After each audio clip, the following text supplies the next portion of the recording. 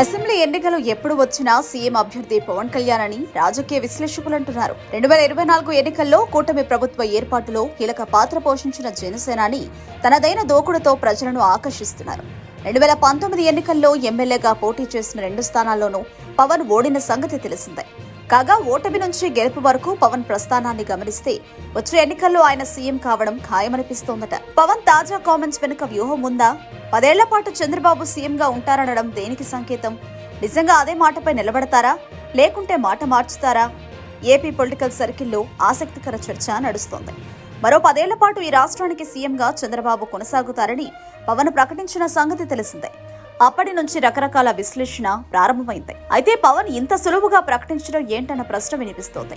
ప్రధానంగా జన సైనికులు ఆగ్రహం వ్యక్తమవుతుంది. అయితే విశ్లేషకులు మాత్రం వేరే అభిప్రాయం వ్యక్తం చేస్తున్నారు. పవన్ కామెంట్స్ వెనుక పక్కా వ్యూహం దాగి ఉందని చెప్తున్నారు. మరో 10 ఏళ్ల పాటు సీఎంగా చంద్రబాబు ఉంటే అప్పటికి ఆయన వయసు 85 సంవత్సరాలు. అంటే వయోభారంతో బాధపడతారు.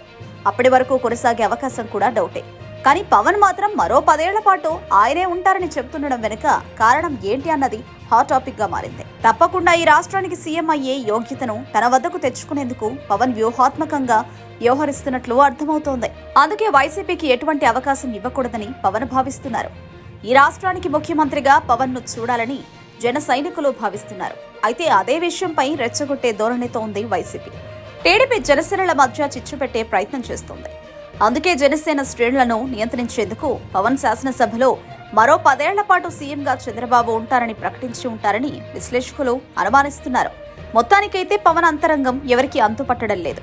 నెక్స్ట్ సీఎంగా పవన్ ను చూసుకుంటే ఆయన అలా మాట్లాడుతుండడంపై జన సైనికుల్లో విస్మయం వ్యక్తమవుతోంది.